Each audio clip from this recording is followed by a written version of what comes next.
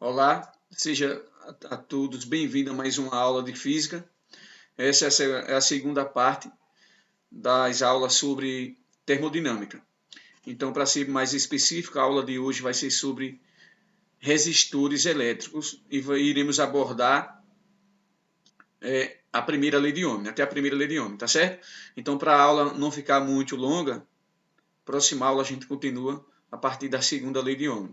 Então, veja só. Vamos logo entender o que é um resistor elétrico, resistência elétrica e resistividade. A resistividade elétrica a gente vai ver mais detalhado quando a gente estiver na segunda lei de Ohm. Então, resistor elétrico é um dispositivo elétrico, certo? Olha ele aqui, a imagem dele aqui embaixo. Essa imagem aqui é a imagem de um resistor elétrico, tá certo? Resistor elétrico é um dispositivo elétrico, ponto. Agora, qual a função desse dispositivo elétrico? A função dele é transformar energia elétrica em energia térmica, tá certo? Transformar a energia elétrica em energia térmica. Esse é o símbolo que nós professores de física, utilizamos muito em nossa sala de aula. Quando a gente faz um circuito elétrico, a gente coloca esse símbolo, a gente está dizendo que ali tem um resistor elétrico de resistência tal, né?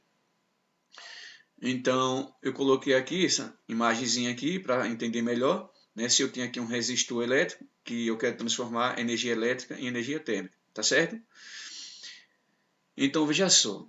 Condutor que oferece resistência à passagem dos elétrons. Sua principal função é dissipar energia na forma de calor. Aí eu coloquei aqui como exemplo um fio condutor, digamos que é de cobre, tá certo? Então, como sabemos, o elétrico não flui aqui livremente nesse fio. Existem átomos do material que a gente está utilizando.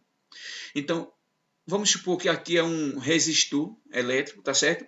Nesse resistor elétrico aqui, nesse fio condutor tem átomos de cobre e ao os elétrons fluírem nesse sentido aqui, vão colidir nesses átomos de cobre. Quanto maior for o número desses átomos aqui, maior vai ser a colisão.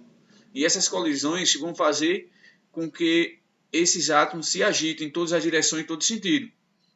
Tá certo? Então, quanto maior for a oposição à passagem das correntes elétricas, maior vai ser a minha resistência elétrica. Quanto maior for a dificuldade dos elétrons passar, maior vai ser a agitação. Quanto maior for a agitação, maior vai ser a temperatura. Né? Aumentando cada vez mais a temperatura, maior vai ser a minha resistência elétrica. Tá certo, pessoal?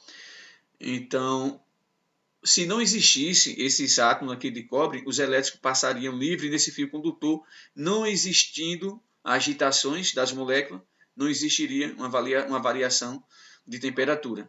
A consequência disso é que não existiria uma resistência, porque os elétrons passariam livre. Se tiver resistência, os elétrons têm dificuldade para passar. Tendo dificuldade para passar, vão colidir, vão agitar essas partículas, esses átomos de cobre, e vai subir a temperatura, então aumenta a minha resistência. Tá certo? Então, para passar para o próximo slide, resistor elétrico. Esse dispositivo elétrico serve para transformar ou dissipar energia elétrica na forma de calor. Primeira lei de Ohm. Então, o que seria a primeira lei de Ohm? Tem muitos alunos que acham que a primeira lei de Ohm é essa equação aqui. Mas não é essa equação. Essa equação aqui é uma consequência da primeira lei de Ohm. Então imagine só esse circuito elétrico aqui, onde eu tenho uma DDP do ponto A ao ponto B. Vamos supor que a corrente elétrica passa aqui, nesse circuito elétrico aqui. Aqui eu tenho um resistor elétrico de resistência R. E quanto maior for, né? Vamos imaginar que essa resistência elétrica aqui seja constante, né? É o que diz a primeira lei de Ohm. Então, se eu aumentar aqui a DDP, aqui nesse outro lado também eu aumento a minha corrente elétrica, certo? Mas isso é uma consequência da primeira lei de Ohm. Né? Essa equação não é bem a primeira lei de Ohm, é uma consequência. Mas afinal, o que é a primeira lei de Ohm? A primeira lei de Ohm é isso aqui, mantendo-se constante a temperatura, tá certo? Nesse circuito elétrico aqui, por exemplo, onde eu tenho uma DDP do ponto A ao ponto B, se eu mantenho essa resistência elétrica constante, então a temperatura nele também vai ser constante. Tá certo, pessoal?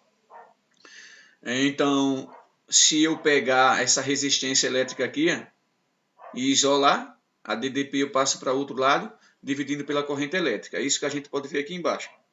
A unidade de medida de tensão elétrica é voltagem, volts, e corrente elétrica é ampere. Tendo assim, como unidade de medida de resistência elétrica, o ohm, certo? O símbolo do alfabeto grego, ômega. Então, temos dois tipos de resistores elétricos.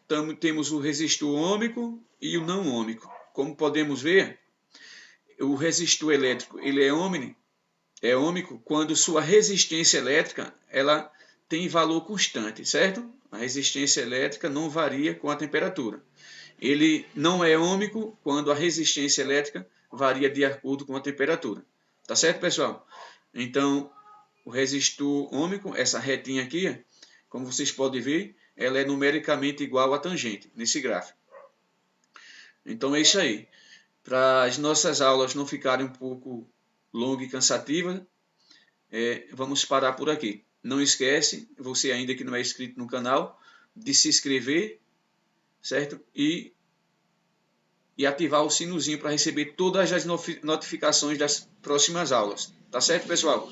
Na descrição dessa aula eu vou colocar o link da próxima aula. Valeu e até a próxima.